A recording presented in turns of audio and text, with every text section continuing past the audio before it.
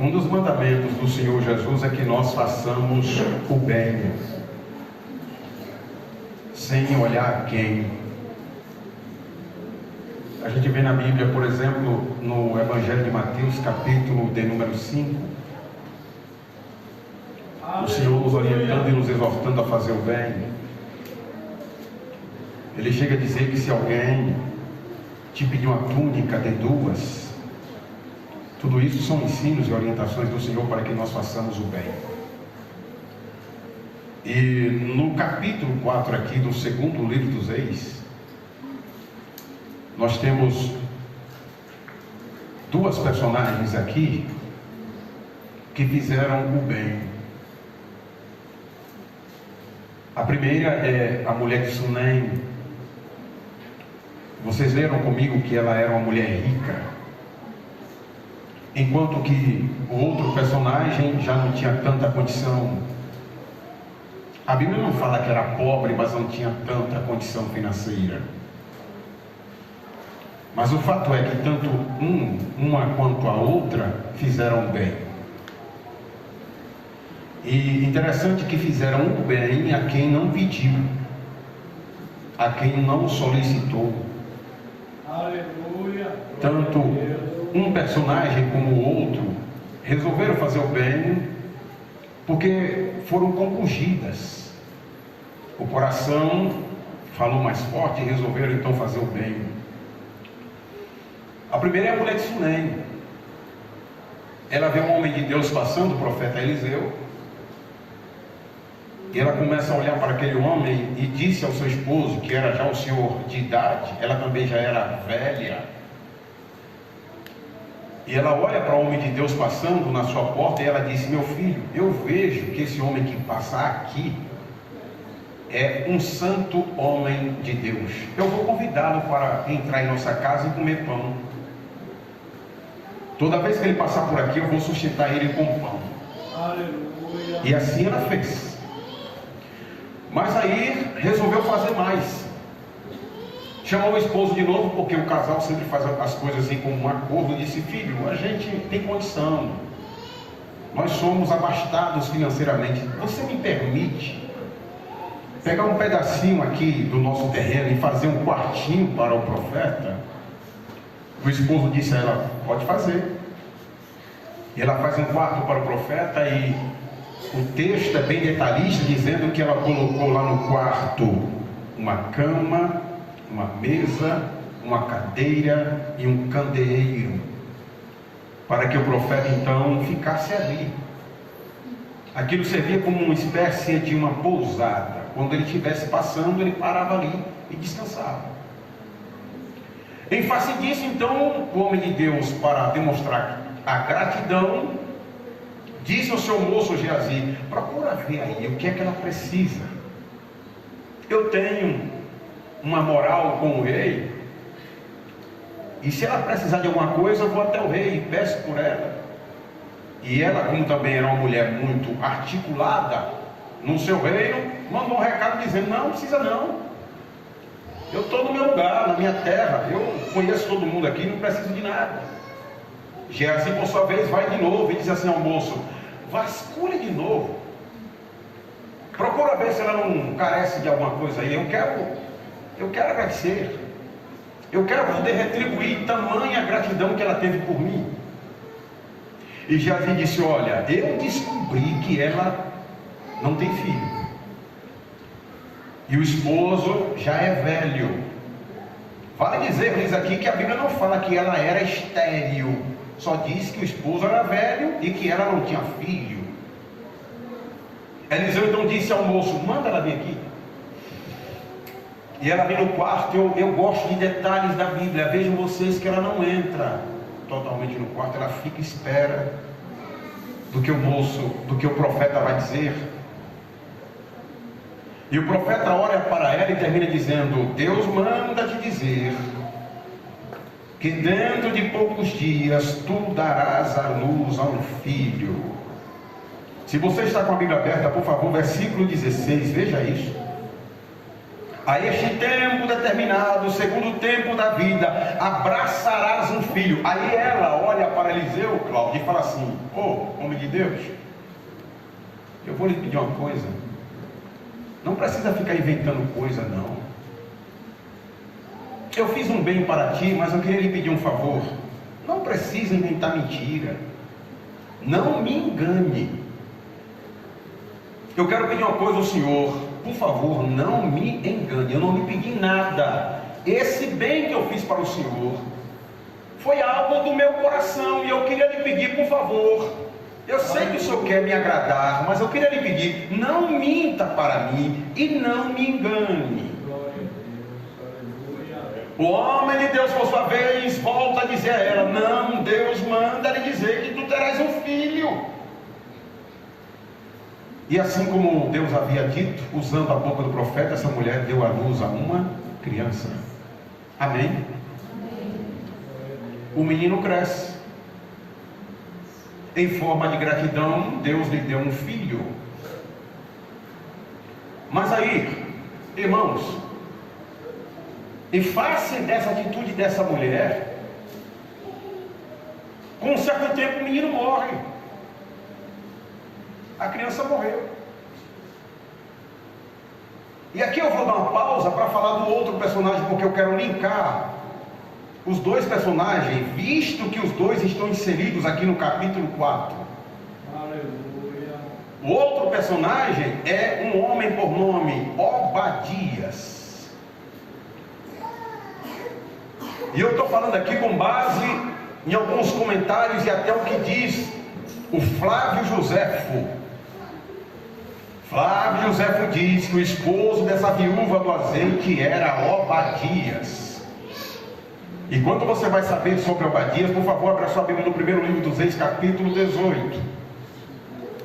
Obadias, ele era mordomo de Acabe. Trabalhava debaixo das narinas do rei Acabe, Marise. E você sabe o que a rainha Jezabel estava fazendo com os profetas.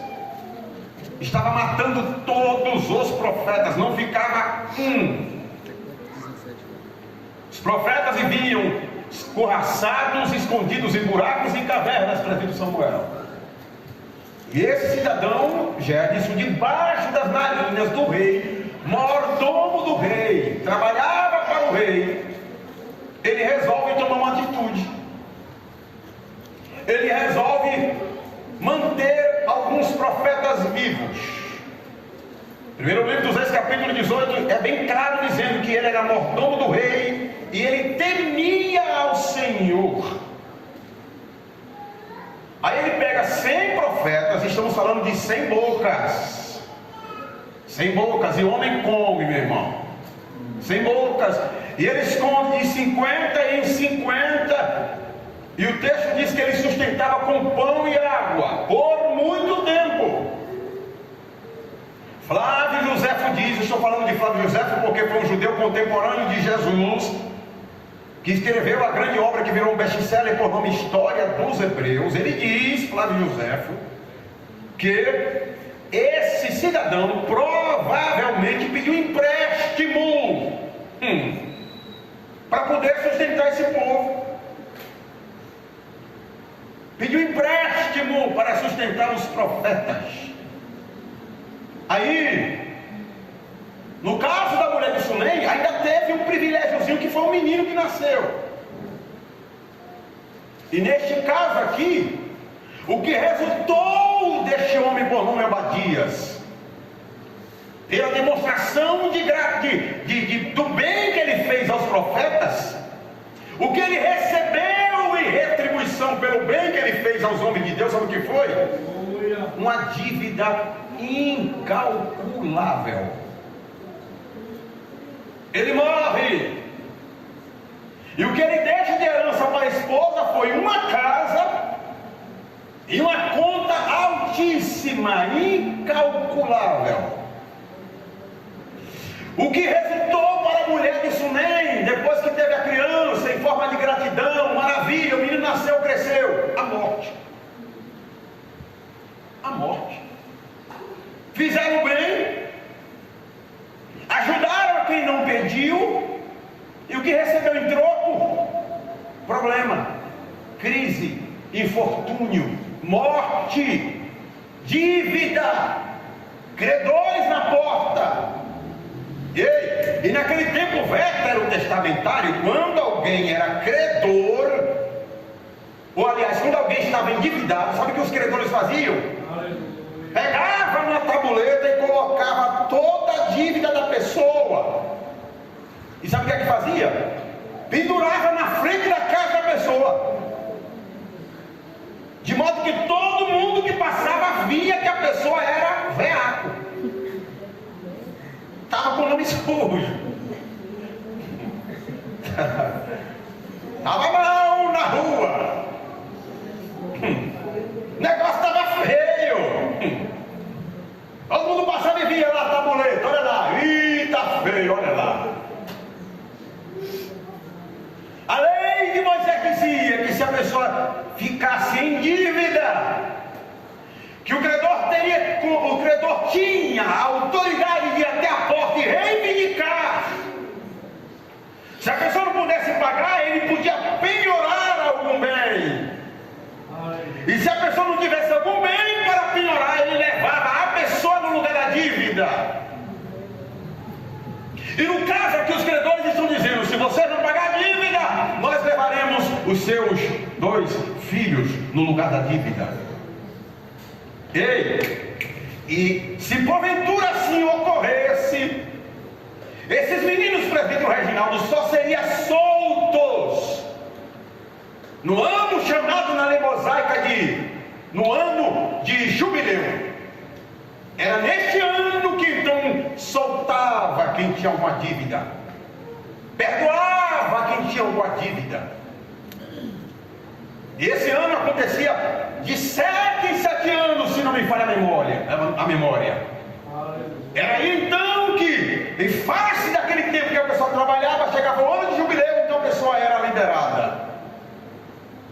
Essa mulher, o que ela tem aqui, a viúva, o que ela tem de retribuição pelo bem que seu esposo fez, foi só problema. Credor na porta, conta alta, ameaça. A outra, pelo bem que fez, o que recebe? A morte. Daí Deus me deu uma palavra para falar para a igreja aqui. Quem está sentindo que o Senhor está aqui, diga amém.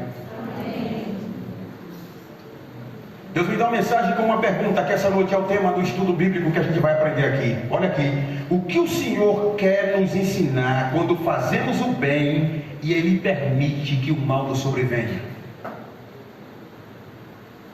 O que o Senhor quer ensinar para a gente com relação a isso? Porque todos nós podemos passar por algum momento de crise. E existem crises que a gente passa que são portas que eu e você abrem. Amém, gente? São portas, por exemplo, desperdício. Se eu e você ficar desperdiçando o que nós temos, logo a crise vai vir. Eu fui numa casa de um irmão, que o irmão comprava uma caixa de biscoito e uma caixa de iogurte para 2 crianças. E ele chegava e dizia: olha o docinho. E os meninos já começavam a esgarniçar tudo e pegavam aquele monte de biscoito, comia, jogava no chão. Vai vir crise. Quando o Senhor narra a parábola do filho que saiu da casa do pai, qual é o título que aquele menino recebe? Lucas capítulo 15: filho pródigo. Sabe o que significa a palavra pródigo? Gastador. E foi isso que ele fez. Ele gastou todos os seus haveres e por conta disso veio o quê? A crise. Outra coisa que traz a crise é a falta de planejamento. Lucas capítulo 14, versículo 28, veja aí. Lucas 14, 28, o Senhor diz assim: qual é um homem que quando for construir uma torre, antes não se assente para ver quanto vai gastar nessa torre? Vamos mudar aqui. Qual é um homem que quando for construir uma casa, antes não se assente, não vai fazer um rascunhozinho para ver quanto vai gastar na casa? Aí Jesus vai continuar dizendo: porque se ele não sentar, começar a construir, se antes avaliar, aí disse Jesus, começará e não terminará. E os outros passarão e vão dizer: está vendo aí? Começou e não terminou. Falta de planejamento traz crise. Aleluia, glória a Deus. Outra coisa que traz crise é a avareza. O avarento nunca está farto. O avarento sempre acha que precisa ter mais. O avarento sempre ambiciona coisas altas. O avarento ele ganha um salário, mas ele quer fazer uma feira de 3.000. Vai passar perto. Vai ter problema amanhã. Outra coisa que traz crise é o pecado. Eu sei que tem gente que peca e de repente continua vindo do mesmo jeito. Mas é fato de que todo pecado traz consequência. Aleluia. Todo pecado traz crises, ou hoje ou amanhã. Outra coisa que traz crise, por favor me acompanhe, é a ingratidão. Eu vejo na Bíblia, volta e meia, Israel sofrendo, sendo punido por causa da ingratidão. Deixa eu perguntar aqui, quantos são agradecidos a Deus aqui? Amém. Isso traz crises, traz problemas. Mas aí eu venho com uma pergunta com tom de retórica aqui essa noite. Ô pastor, e quando eu não abro porta para a crise? E quando nós não abrimos portas para a crise, mesmo assim a crise vem? Pastor, eu paro, eu durmo, eu sei que eu não errei, eu não abri porta para a crise, eu não fiz nada de errado, mas a crise veio. Pastor, eu sou dizimista, eu coopero na obra, qualquer campanha eu ajudo, mesmo com um pouquinho, mas eu dou. Eu ainda ajudo alguém que se passar lá na minha casa, não é de hoje que eu faço isso, é uma coisa de família, sempre ajudei, dou a mão se alguém precisar de mim, coopero, contribuo, nunca deixei de dar o meu dízimo, sempre fiz o bem, sempre ajudei, e o que eu recebi retribuição foi problema. Ajudei alguém, coloquei alguém na minha casa, dei roupa, dei sapato, fiz o que eu não pude, ajudei na obra, dei o meu sangue na obra, contribuí com o grupo, auxiliei o departamento, mas infelizmente a retribuição foi problema. Aleluia, glória a Deus. O que eu recebi, retribuição, foi traição. O que eu recebi, retribuição, foi pessoas falando de mim. O que eu recebi, retribuição, foi ameaça, foi perda de sono, foi doença. Hoje eu me vejo mal, eu me vejo doente, eu me vejo com problemas. E sinceramente, pastor, às vezes eu acho que eu fiz papel de besta, eu acho que eu fiz papel de boba. Ajudei, abri a mão, fiz tanto, e olha aqui o que foi que eu recebi em troca. Deus está falando ao coração de alguém aqui essa noite. Aleluia. Aprenda aqui comigo Romanos capítulo 8, versículo 28. Porque de repente tem gente assim dizendo: eu não sei para que eu fui ser tão boa, eu não sei para que eu fui fazer o bem. Pastor, eu fiz até o que eu não pude. Eu fiz como essa mulher da Bíblia, eu até pedi empréstimo para ajudar alguém. Eu fui fiadora para ajudar alguém. E hoje, sabe como é que eu me encontro? Nome sujo, Aleluia. apertada. Fui dar a mão, fui ajudar, e o que recebi em troco foi insulto, vergonha. Mas aprenda aqui, Romanos capítulo 8, versículo 28, Paulo diz que todas as coisas contribuem para o bem daqueles que amam a Deus. Aleluia. Daí então o Senhor me trouxe uma palavra aqui para nós meditarmos nessa noite. E o que fazer, pastor? Então, o que fazer quando se faz o bem e recebe o mal? Em troca, permitido por Deus. Porque nesse caso aqui, tanto a viúva de Sunem, essa morte foi permissão divina. No caso da viúva do azeite, o mal, a dívida, foi permissão divina. E vale dizer-lhes que o esposo dessa viúva do azeite, ele não era um homem mau. Se de fato ele era Obadias, ele não era um camarada enrolado, caloteiro, não, ele não era assim. Ele não era um camarada ruim. Porque quando a mulher vai até o profeta, ela dá testemunho dele. Ele não era um camarada atrapalhado, ele não era caloteiro.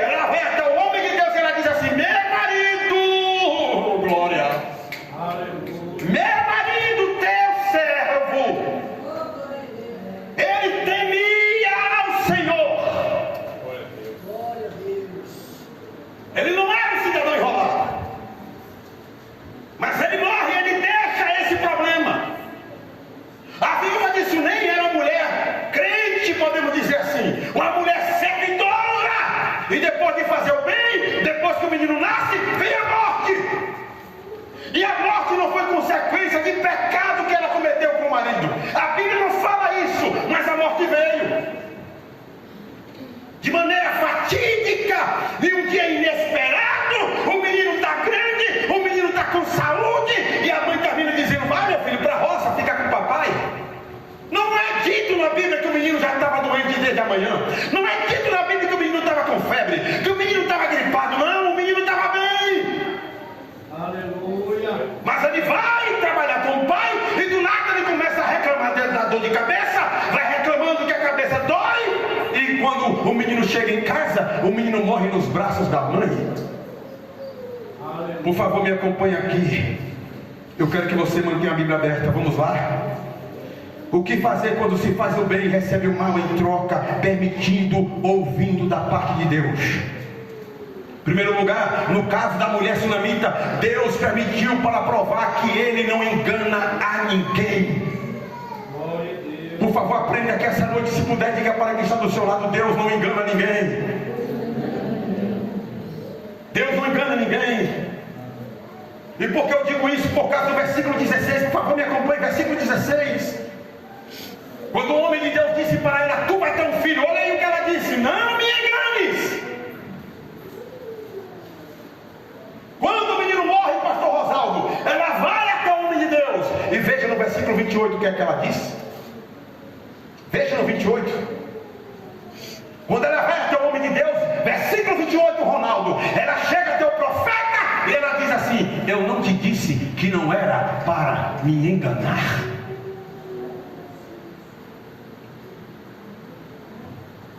Olha aqui para mim.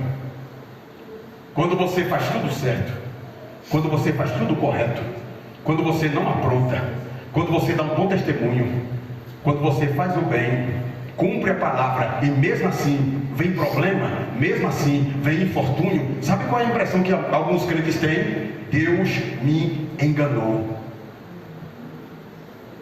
Meu Deus, Deus me enganou. Eu não imaginava que Deus ia fazer isso comigo. Ô pastor, isso é bobagem, e ninguém aqui pode se achar um super-homem não. De vez em quando isso vem na cabeça. Sabe quem pensou assim? Sabe quem pensou assim? Jeremias. Veja aí no capítulo 15. Veja aí, versículo 17 e 18. Jeremias diz assim: Senhor, quando eu vi a tua palavra, eu as comi, e achei ela doce paz para a minha alma. Aí ele diz assim no versículo 18: porém eu vou lhe dizer uma coisa, Senhor, eu nunca me sentei no congresso dos zombadores, eu nunca critiquei nem da queda do meu inimigo. Porém, ele vai dizer a Deus algo assim, termina dizendo: agora deixa eu te dizer uma coisa, Deus, por que tu vê a minha ferida aberta e não vem sarar? Por que tu vê a ferida aberta e não vem cicatrizar? E ele conclui dizendo para o Senhor: porventura serias tu para mim como rios ilusórios? Aleluia. Em algumas Bíblias ele termina dizendo: será que o Senhor é uma propaganda enganosa, um mentiroso? E quando você vai saber o que eram esses rios ilusórios, vai lá para Jó capítulo 6, porque você vai ver. Os rios ilusórios eram pequenos ribeiros de água formados pela geada. Na Palestina, de vez em quando vem um frio muito forte, que aquela parte da Palestina toda cobre-se de neve. Mas aí vem o sol dá naquela neve, e aí começa a acontecer o que a gente chama de degelo. Com o degelo, aquele gelo vai se transformando em pequeno ribeiro de água. E Jó termina dizendo que os beduínos, os peregrinos que vão caminhando pelo deserto, param naquele lugar, marcam aquele lugar, dá de beber aos animais e voltam pelo mesmo caminho, achando eles que vão encontrar o mesmo ribeiro. Mas quando eles voltam, eles não encontram, porque aqueles ribeiros eram formados pelo degelo. Rios ilusórios. Jeremias está dizendo: será que o Senhor é para mim como rios ilusórios? Quando a gente faz as coisas corretas, faz tudo certo, e que de repente vem alguma coisa do ponto de vista negativo que você não esperava, a impressão que alguns têm é que Deus o enganou. Porém, Deus queria mostrar para a mulher de Sunem que Ele não engana a ninguém. Deus disse àquela mulher: tu vai ter um menino, e pela permissão divina uma doença veio sobre o menino. Doença essa que levou esse menino à morte. Mas se Deus falou, Ele é fiel e justo para fazer cumprir com a sua palavra. Mesmo que alguma situação ruim tenha ocorrido, mesmo que tenha vindo alguma consequência, mesmo que algum problema que você não esperava passou a surgir, mesmo que a doença apareça, mas se Deus falou, Ele é fiel para cumprir com as suas palavras. A palavra de Deus é fiel e verdadeira. Diz a Bíblia em Números capítulo 23, versículo 19, que Deus não é homem para que minta, e nem filho do homem para que se arrependa. Porventura diria Ele, não faria, ou falaria e não confirmaria. Se Ele falou, acredite, porque Ele pode fazer o morto ressuscitar, como foi o caso desse menino, para a glória de seu nome. Deus não engana ninguém. Foi isso que Deus queria ensinar a esta mulher. O que Ele fala, Ele cumpre com a sua palavra. O milagre aconteceu na casa dessa mulher. O menino voltou à vida. Sabe por quê? Porque a sunamita não viu seu filho como morto. Ela não viu o menino como morto. O menino morre, o que é que ela faz? Coloca o menino na cama. Ela não mandou avisar o marido dizendo: meu filho morreu, prepare o caixão. Não, prepare a cova. Não! Ela não viu o menino como morto. Eu sei que você fez tudo certo, fez tudo correto. O problema veio, o problema surgiu. Agora, pelo amor de Deus, não sepulte ainda o problema. Continua olhando para Deus. Continue olhando para Deus. Se você vê na Bíblia, veja na Bíblia, Jesus nunca chamou ninguém de defunto. Não. Quando Ele foi ressuscitar o filho da viúva de Naim, Ele disse para o menino, não chamou de defunto, menino, a ti te digo, levanta-te. E o menino levantou e começou a falar. Quando Ele foi ressuscitar Lázaro, Ele chama pelo nome: Lázaro, sai para fora. E Lázaro ressuscitou. Quando foi ressuscitar a filha de Jairo, chamou a menina, dizendo: Tabita comi, que significa menina, a ti te digo, levanta-te. O que tem de pai e de mãe, com a pá na mão, sepultando seus filhos, dizendo: pastor, não tem mais jeito, eu já lavei minhas mãos, eu acho que não tem jeito para essa menina, eu acho que não tem jeito para esse menino. Pelo amor de Deus, não seja você o primeiro a jogar terra no seu filho. Eu vim aqui com a palavra profética para te dizer que você não pode sepultar ainda aquilo que Deus não deu a última palavra. Pode ser que esteja morto, pode ser que para você não tenha jeito. Você olha e termina dizendo: pastor, já acabou, não tem mais como, não tem como ser mudado. O médico falou que não tem como, o advogado disse que é um problema insolúvel. Porém, Deus é Ele quem dá a última palavra. Se você crê, pelo amor de Deus, recebe essa palavra essa noite.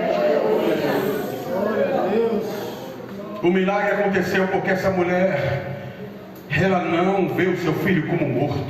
Segundo, porque esse milagre acontece porque ela terminou colocando o filho no lugar que a palavra foi liberada. O menino, ela colocou no quarto. E a palavra que o profeta Eliseu libera, que ela teria um filho, foi aonde? No quarto. Pois ela disse: é lá que eu vou colocar a criança. No lugar que a palavra nasceu, no lugar que a palavra foi liberada, no lugar que ele profetizou dizendo que meu filho nasceria. Pois é lá que eu vou colocar o menino. Eu vou continuar dizendo a você que essa noite o diabo está dizendo para muita gente: está vendo aí? Não valeu a pena teu dízimo, não valeu a pena tua adoração, não valeu a pena tua oferta, não valeu a pena você fazer o bem. Olha aí, o problema veio, a dificuldade veio, a doença veio. Irmão, creia em Deus, não sepulte o problema. Outra coisa, no lugar que a palavra foi liberada, se foi aqui, se foi na tua casa, onde foi, creia, que Deus vai fazer de novo um grande milagre. Deus vai trazer à existência aquilo que não existe ou deixou de existir. Se você crê, pelo amor de Deus, não deixe essa palavra sair, porque eu sei que Deus está falando ao coração de alguém aqui essa noite. E se eu fosse você, pegava tudo e bendizia e glorificava ao nome do nosso Deus. Aleluia. O problema veio.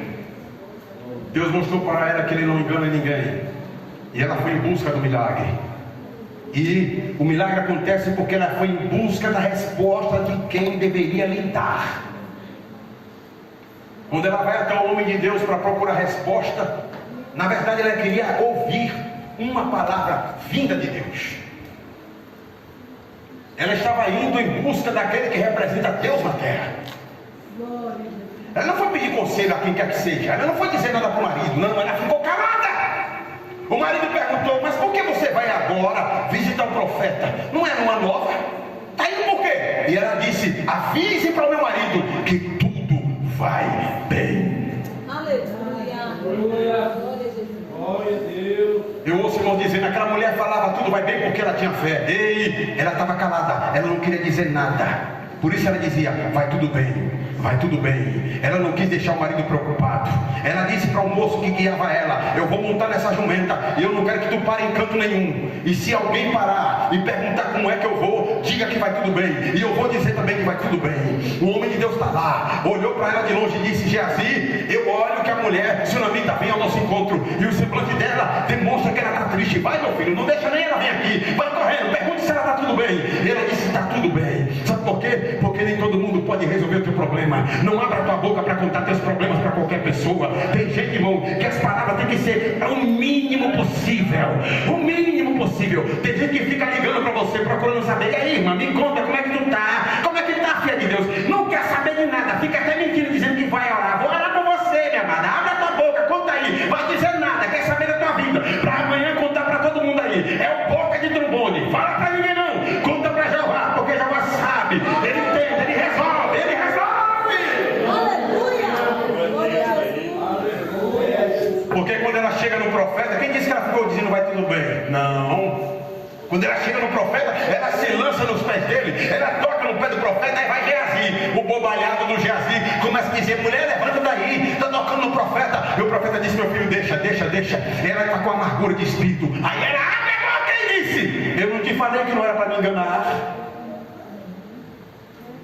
Ela foi em busca de resposta a quem deveria lhe dar a resposta que ela tanto precisava.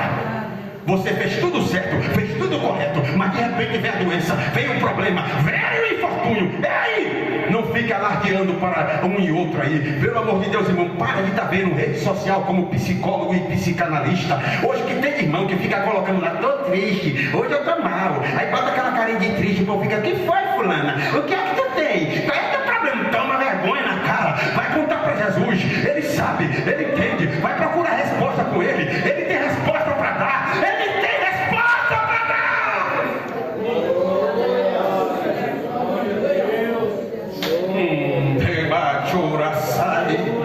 Estou sentindo Jesus aqui. Eu não sei se os antigos conhecem o corinho, eu não vou cantar não, só a frase. Dizia assim: conta para Jesus aonde é a tua dor. Ele é o remédio, confia no Senhor. Conta para Ele. Aí a gente vai para essa mulher aqui, a viúva. Se foi ela, a esposa de Obadias, como diz o Flávio José, no caso da viúva de Obadias, Deus permitiu que tudo isso acontecesse na vida dela para provar, sabe o quê? Por favor, me acompanhe dizendo amém. Deus permitiu que tudo isso acontecesse na vida dessa mulher para mostrar que, independente de vir a dificuldade financeira, Ele continua sendo um Deus recompensador. Pastor, eu fiz o bem, eu ajudei, eu dei a mão, fiz até o que eu não pude. Ei, hoje ou amanhã, se as pessoas não fizeram nada por ti, Deus te recompensará. Você crê nisso? Você crê nisso? Pastor, eu vou deixar de ser besta. Não, eu já fiz, pastor, eu fiz tanta coisa. Só não sabe o que eu... pastor, já dei até minha cama, pastor. Dei minha cama para os outros, dei roupa para os outros, uma roupa nova lá, peguei dele. Pastor, eu só acredito que eu já fiz isso. Comprei uma roupa novinha, de repente alguém chegou assim, ficou olhando, eu peguei dele, fiquei com dó dele. Dei um sapato que eu nem tinha usado, pastor. Bota essa besta! Ei! No caso dessa mulher aqui, da viúva do azeite, o que Deus queria mostrar para essa mulher já que ela é a esposa de Obadias, assim como alguns entendem, a maioria entende, o que Deus queria mostrar para ela é que Ele é recompensador. Aí eu me lembro do pastor Rosalvo que diz o apóstolo Paulo na primeira carta aos Coríntios, capítulo 15. Alguém me ajuda o versículo aí, mas Paulo fala assim: sede firmes e constantes, sempre abundantes na obra do Senhor, sabendo que o vosso trabalho é o quê? Não é vão. Não é, pastor? Primeiro livro das Crônicas, me parece, capítulo 15, versículo 7, alguém me ajuda aí?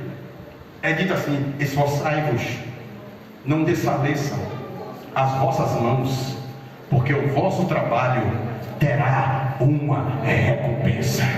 Você crê nisso? Você crê nisso, que Deus há de recompensar? As pessoas esqueceram o bem que você fez, ninguém nem se lembra, aliás, nem agradeceu. Você deu com tanta alegria, de repente você não ouviu nem um muito obrigado, ninguém mandou um áudio, não mandou uma frase, nem te deu um abraço. Aliás, teve coisa que você deu para alguém e a pessoa ficou com aquela cara réia branca assim, e você esperando, dizendo: meu Deus, não vai falar nada, a pessoa com aquela cara réia desenxavida, parecendo que não gostou. Não deu alguma coisa para alguém que você percebeu que a pessoa parece que não gostou, e você ficou dizendo: não vai dizer nada não, será que não vai dizer nada, será que não vai dizer muito obrigado? E você vai ficar assim olhando, dizendo: Um dia eu peguei umas roupas lá, meu Deus, eu não gosto de dar nada ruim para os outros. Eu fiquei olhando o irmãozinho assim na igreja, fiquei com a dó do bichinho, umas calças coroa, uma roupinha velha feia. Eu falei: meu Deus, vou dar uma roupinha para esse irmão. E eu não gosto de dar nada ruim para os outros, eu achei ridículo dar coisa ruim para os outros. Aí peguei umas roupinhas lá, separei assim, eu não tenho muita roupa não, mas separei umas assim, fui dar. Quando eu fui dar, o abençoado não dizia nada, não dizia nada, não dizia nada, eu não aguentei. Falei: irmão, e aí, gostou ou não gostou? Pastor, não gosto de usar roupa de ninguém não. Eu não gosto de usar roupa de ninguém. E outra coisa, lá em casa eu tenho. Tá bom. Mas já viu que às vezes você dá alguma coisa para alguém, você fica esperando a pessoa dizer muito obrigado e a pessoa não diz nada? Não fala nada. E você depois fica até com raiva: não sei para que eu dei. E aí, mulher? Agradeceu? Quem disse que agradeceu? Não falou nada. Fiz com tanto carinho aquela panela, aquela comida. Olha, meu irmão, como está toda queimada aqui. Cozinha até meia-noite. E aquela roupa? Tirei o dinheiro, comprei a roupa. E a pessoa não falou nada. Vou dar mais não. Ei, continua fazendo bem. Se ninguém agradeceu, Deus há de te recompensar. Ei, Ele viu aquele dia que você tirou aquele dinheirinho, que era o único dinheiro que você tinha para fazer a feirinha, e você separou aquele dinheirinho, deu para aquela pessoa, e a pessoa nem falou muito obrigado, minha irmã. Ele viu naquele dia que você pegou a sua feirinha, separou a feira e deu a metade para aquela pessoa, e a pessoa nem disse: irmã, Deus te abençoe, não se preocupe com isso. O Senhor viu. Ele viu naquele dia que você acordou meia-noite, dobrou os joelhos, perdeu o sono e começou a orar dizendo: Jesus, cura aquele irmão fulano, cura a irmã fulana, dá saúde, irmão Beltrano. Ele viu, a pessoa foi curada, nem te agradeceu, sabendo que você orou, que perdeu noite. Ele viu quando você se levantou de madrugada, você pegou teu carro, ligou teu carro, o carro na reserva, e você dirigiu o carro dizendo: Jesus, não deixa a bomba desse carro queimar, eu vou lá na casa do irmão fulano, eu vou orar por ele. E você fez isso, e depois o irmão fulano não fez nada, mas ele viu, no tempo certo, na hora certa, ele vai te recompensar. Se você crê, recebe essa palavra.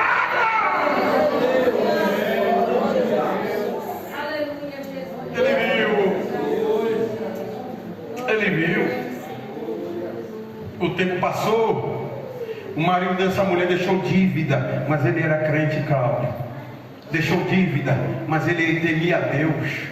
Deixou um problema sério para a mulher, credor na porta, mas ele era um homem crente. No tempo certo Deus disse: eu vou agir. Eu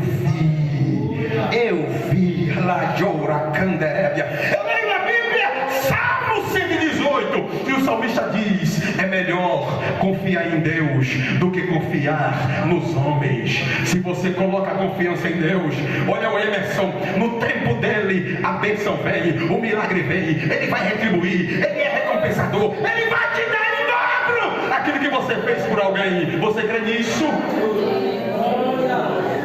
Aleluia. E aqui eu termino. já que Ele é recompensador, a única coisa que Deus quer saber é se você vai ficar em casa com medo de enfrentar o problema, ou vai enfrentar o problema e passar por ele. É a única coisa que Deus quer saber. Se tu vai ficar em casa, enclausurado, com medo de enfrentar o problema, só falando do problema, só se lamuriando, ou você vai sair para pedir ajuda a quem pode te ajudar. Irmão, ei, olha aqui para mim. Quando alguém tem alguma dívida, na maioria das vezes a pessoa não fica com vontade de sair, porque está com dívida. E eu disse a vocês que há uns comentários que dizem que quando a pessoa tinha dívida, Cleito, o credor vinha, pendurava, era uma tabuleta na porta. Aí que a pessoa não tinha coragem mesmo de sair. Era botar a cara na roupa e dizer: olha lá, veaca, olha lá. E para piorar, o credor estava quase todo dia vindo para a porta dessa mulher ameaçar. Aí que ela não tinha coragem de sair mesmo. Porém, nasceu no coração dela um dia que ela tinha que sair. Hoje eu vou sair. Estou nem aí que credor vai estar na porta, estou nem aí que tem tabuleta aqui, estou nem aí se alguém ficar me olhando, estou nem aí se alguém ficar me censurando. Hoje eu vou sair, eu vou pedir ajuda de quem pode me ajudar. A única coisa que Deus quer saber é que essa noite é se você vai ficar em casa só se lamuriando, reclamando, dizendo: a conta não fecha, o negócio está sério, eu continuo doente, sentindo dor da perna à cabeça, do pé até a cabeça. Parece que eu estou vivendo, pastor, a fase do condor. Condor aqui, condor ali. É muita dor, pastor. Eu não vou de novo com tanta dor. É muita dor. Eu quero saber essa noite se você vai ficar em casa reclamando, se lamuriando, ou você vai atravessar esse problema, passar pela porta e pedir ajuda a quem pode te ajudar. E quem pode te ajudar já entrou aqui nessa igreja, está aqui essa noite para ouvir a tua oração, para te dar vitória, para visitar a tua casa, para reverter o quadro, para mudar as coisas e glorificar o seu nome. Se você crê nisso, recebe essa palavra.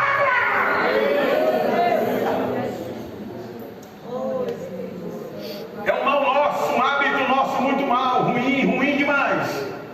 Sabe o que é? Às vezes estamos com um problema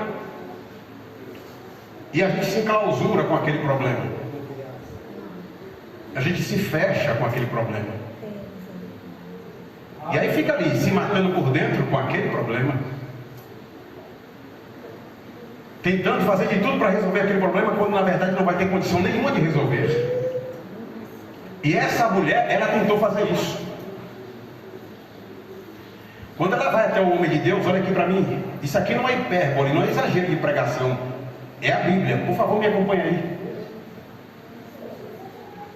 Ela vai até o homem de Deus pergunta assim: declara-me o que tu tens em casa. E ela disse o quê? Tua serva não tem?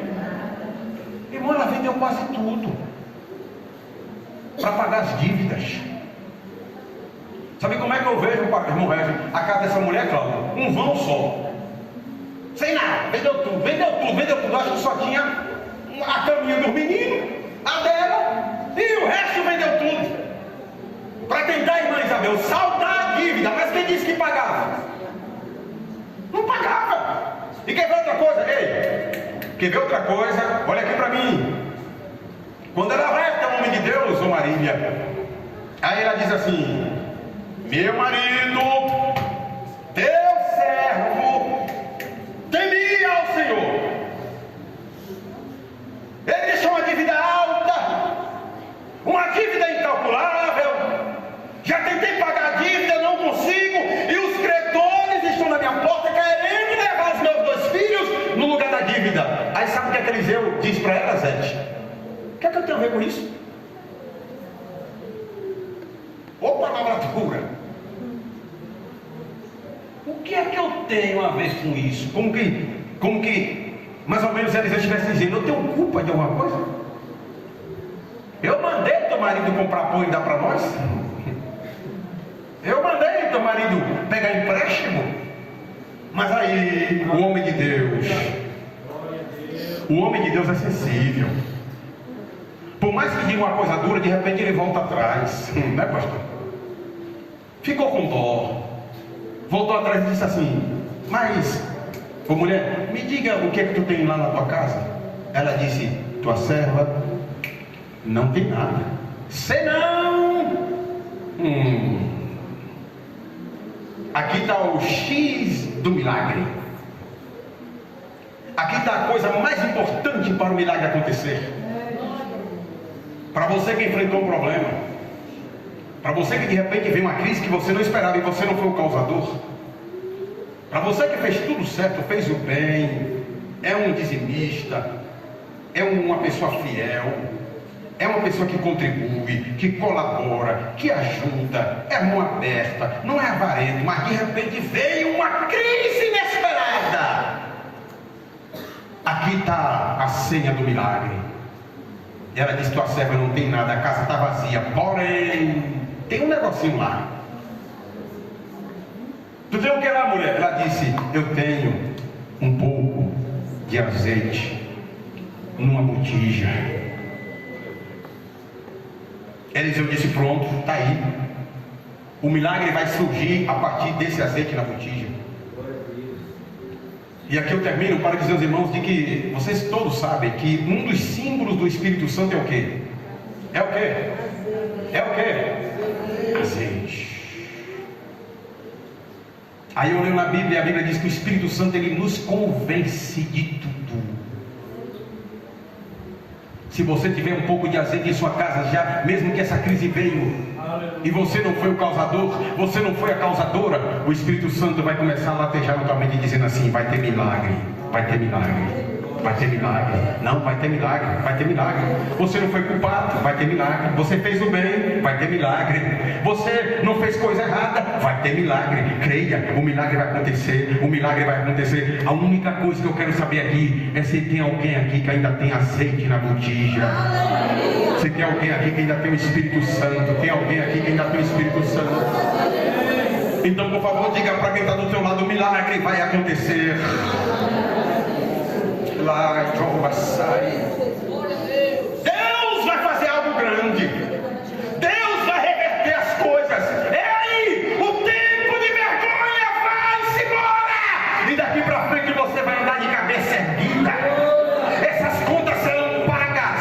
A porta vai se abrir. Aqueles que blasfemavam, que criticavam, que zombavam, agora vai ter que dizer: eu não sei o que houve com ela, eu não sei o que houve com ele. Houve algo diferente. Ela está só contando coisa boa, ela só fala coisa boa. Parece que ele ganhou na loteria. Eu não sei o que foi que aconteceu. Aumentaram o salário. Não, foi Deus que agiu, foi Deus que interferiu, Deus que mudou a história. A porta se abriu. Glória. Se tiver azeite, o milagre acontece. O problema é que tem gente desprezando esse azeite. O Espírito Santo despreza. A mulher disse: não tem nada lá, mas tem um pouco de azeite. Então, irmãos, eu resumo aqui essa noite para te dizer: se veio um infortúnio, se veio alguma dificuldade, se veio alguma situação difícil, que você para e dorme, você percebe que você não foi o causador, você não foi a causadora. Entenda aqui que isso não é nada mais, nada menos do que uma permissão divina. E se Deus está permitindo, é porque Ele quer te ensinar alguma coisa. Bem-vindo à faculdade de Jeová.